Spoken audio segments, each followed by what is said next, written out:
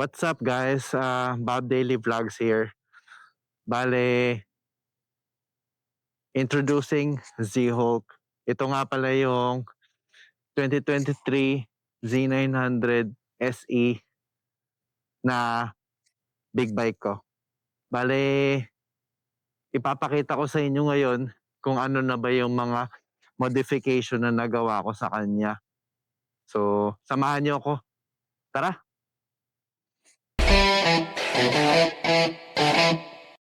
So, ayun, first modification na ginawa ko, yung breadbox delete, syempre. Tapos, bumili ako ng mid-link exhaust and elbow kit. Kasama na rin yung mid-link cover ng exhaust. So, tapos bumili rin ako ng aftermarket slip-on exhaust with carbon look. Yan, kita nyo naman, napakabangis. Dinikitan ko na ng monster sticker para added aesthetics. Tapos bumili rin ako ng foot pedal heel guard na CNC. Kasama na rin yung rear brake fluid cylinder cap. Yan yung mga napili kong colors para medyo matching siya. Bumili rin ako ng CNC na paddock spool guard. Paddock spool lang pala. Yan, sorry. So yan, green din siya para matching. Tapos, eto, yung engine covers from GB Racing.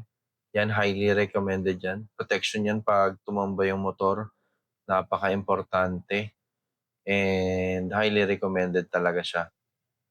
Tapos CNC na Evotech na crash guards. Yan, kita nyo naman, magkabilaan yan. Na-install na natin. Kasama na rin ito yung CNC na radiator guard na may Z900 na logo. Yan, kita nyo naman yung overall look niya. Yan siya. Tapos, ano pa ba? Yung mini winglet. Hindi sticker lang naman yan. Tapos ito, winglet for downforce. Yan, napaka ganda at saka functional nito. CNC brake, tsaka clutch levers. At saka ano na rin, CNC na handlebar side mirrors. Kita nyo naman, tapos nagdagdag na rin ako ng mga sticker. Yan, for aesthetic purposes. Tapos mga green na CNC na mga screws. Tapos, ano pa ba? Yan, yung clutch lever natin, pati yung bar end side mirrors na CNC rin. Tapos ito, napakaganda ng turn signal lights na miniature lang. Ito, highly recommended to and very functional yung Öhlins na steering damper. Lahat dapat may ganyan. Yan, mga screws natin.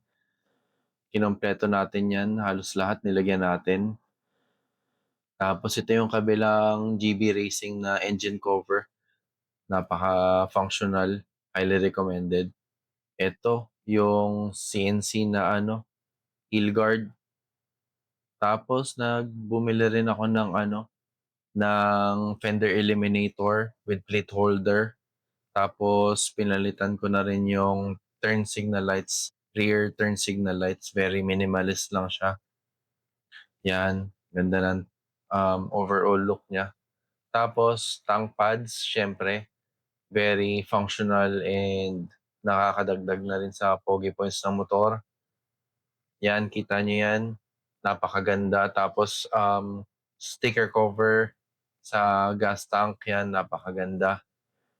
Tapos yun, sa Shopee ko binili, Shopee Racing.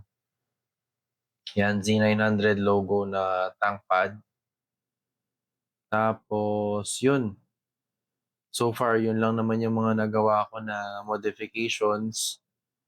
And yan na yung pinaka-overall look na hinahanap ko. Wala pa rin naman akong nadadagdag na ibang modification so far. Siguro next time ipapadino ko siya But for now, siguro ito na lang muna. 'Yan na yung pinaka-overall look ng bike. Kita niyo naman napakabangis, napakatalim ng lines. Napakaganda talaga ng Z900, very highly recommended. Tsaka napakatulin talaga ng motor. Samahan niyo ako, punta tayo sa countryside para sa very quick ride lang natin sa Z900 SE.